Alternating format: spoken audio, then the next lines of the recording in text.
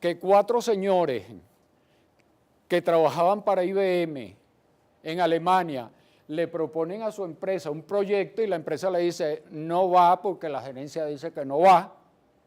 Entonces dice, bueno, si la gerencia dice que no va, nosotros nos vamos y lo hacemos nosotros. SAP.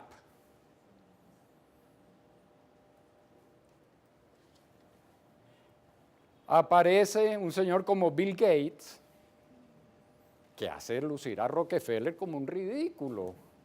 En mi época uno decía, oye, mira, Rockefeller se volvió millonario en 20 años. No, Bill Gates se volvió millonario en 2. Y la fortuna de Rockefeller no se compara a la fortuna de Gates. Entonces se empieza a democratizar las empresas y entonces todo el mundo empieza a decir cualquiera puede hacerlo. Que de paso esa es la filosofía del sueño americano. Cualquiera de ustedes puede llegar a hacerlo. Y eso impulsa una creatividad tremenda en todo, hasta tal punto que ¿quién iba a decir que Obama iba a ser presidente de Estados Unidos en los años 60? Decían, no, está loco, un negro. Te volviste loco. Esa gente tiene discriminación racial. Bueno, ahí lo tiene.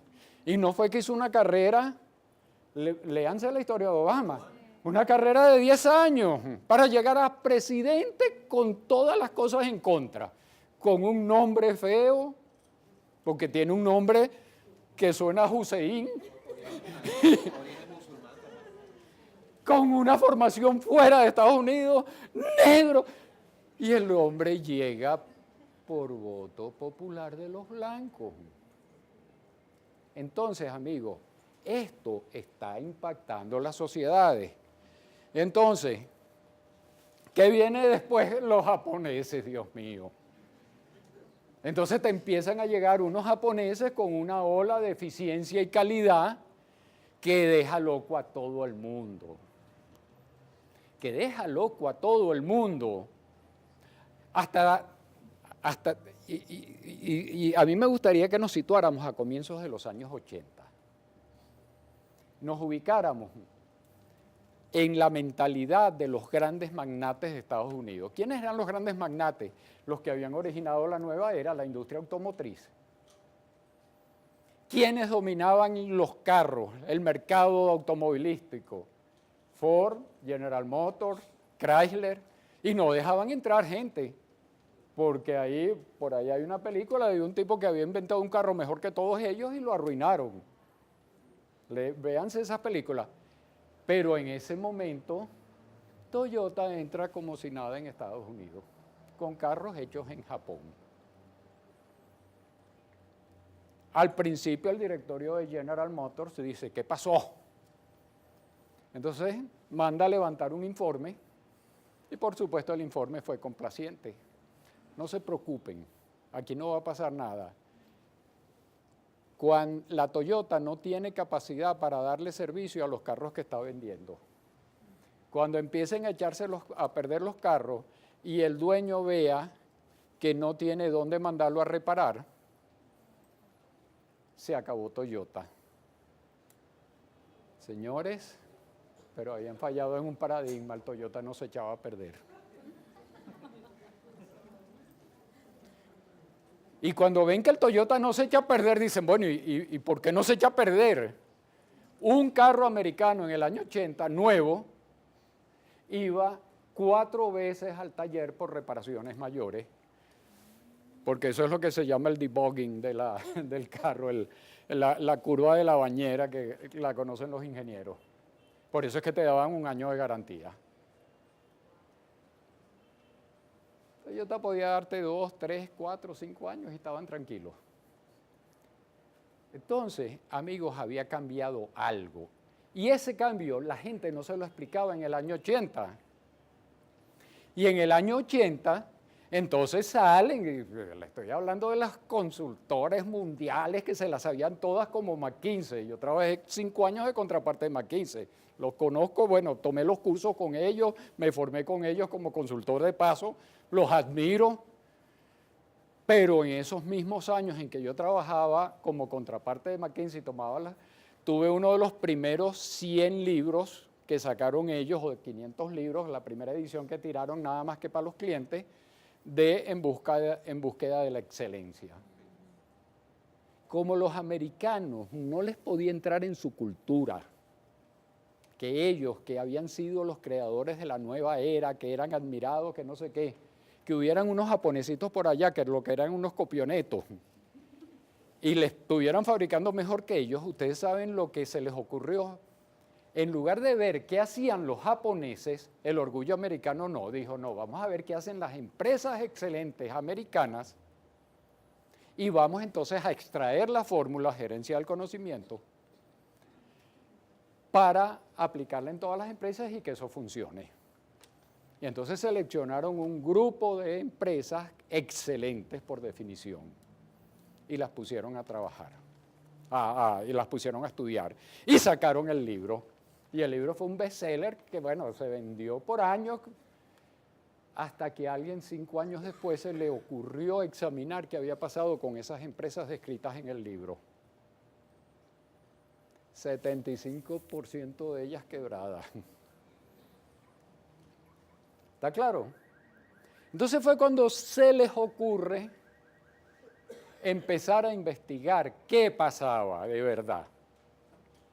Y fue una periodista, Claire Mason, que agarró, Crawford Mason, que agarró y en un programa de televisión exhibe una cosa que los americanos se quedan locos.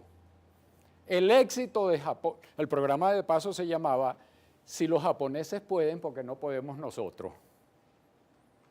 Algo así como lo que dicen las mujeres, que tiene ella que no tenga yo.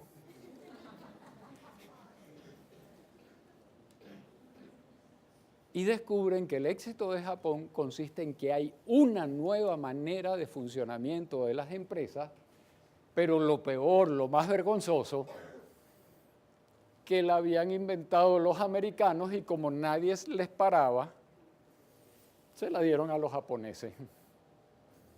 Que el mayor premio que había en Japón para productividad tenía el nombre ¿de quién? De Edward Deming, que era un americano. Y se lo daban a él por una cosa muy sencilla. Como nadie le paraba a Deming, él fue en los años 50 a Japón y les enseñó las nuevas teorías y los japoneses sí las creyeron.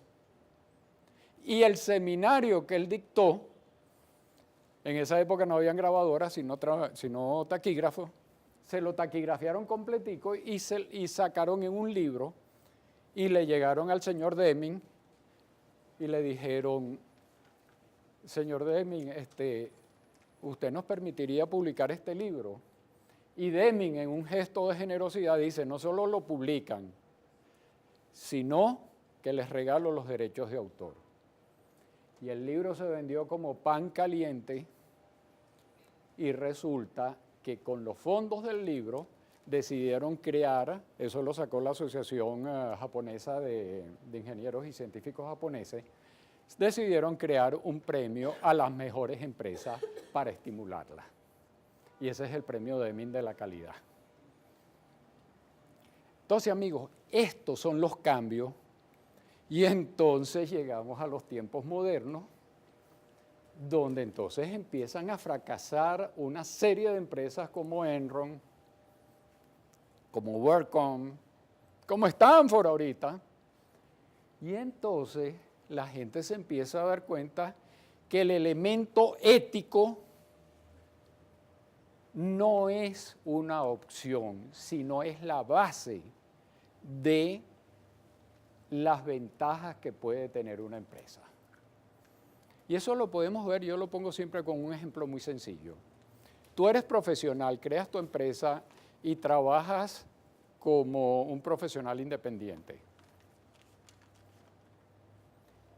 Si tú me vienes a visitar a mí para ofrecerme tu servicio y yo te dijera, ponte una camiseta con las cosas que te caracterizan a ti y por las cuales yo debo confiar en ti, ¿cuál sería la primera que te pones? ¿Ah? Honestidad, responsabilidad e ingeniosidad, por ejemplo. Pero la primera va a ser honestidad, porque yo no quiero trabajar con un pícaro. Entonces las empresas se empiezan a dar cuenta que aún cuando tú no tengas principios morales, lo que sea, si eres un buen empresario, la ética va a ser lo primero que necesitas de verdad para ser sustentable en el tiempo. Ya lo decía Benjamin Franklin, si el pícaro supiera las ventajas de ser honesto, sería honesto por picardía. Entonces, no es de extrañar que entonces las empresas se empiecen a dar cuenta de que hay que ser responsables socialmente, éticamente, y no sé qué más, y ahí nos agarran en esta nueva era. Pero los japoneses habían traído un cambio muy profundo en la concepción de las empresas. Y un cambio muy profundo porque los japoneses te dicen, la manera de describir una empresa no es vertical, es horizontal, porque las empresas trabajan horizontalmente. Las empresas trabajan transformando insumos en productos para satisfacer necesidades de clientes. Por lo tanto, a mí lo que me interesa es que el proceso de transformación sea un proceso controlado que me permita dar resultados predecibles, que yo lo pueda medir y que yo lo pueda mejorar en base a los resultados de la medición.